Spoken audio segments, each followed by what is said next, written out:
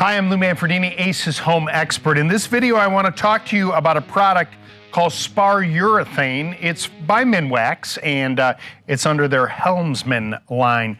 Now, Spar Urethane is one of really the best finishes you can use on outdoor products. So let's say you've got an Adirondack chair, or you want to refinish your front door that might be wood, stained wood.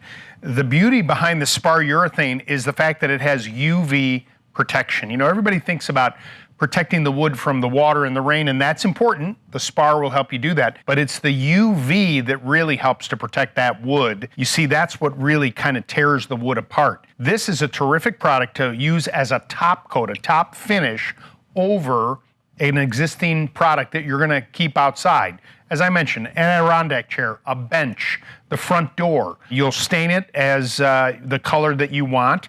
This comes in different finishes, you know, shines, whether it's a satin semi-gloss or gloss, and they even make a spray version.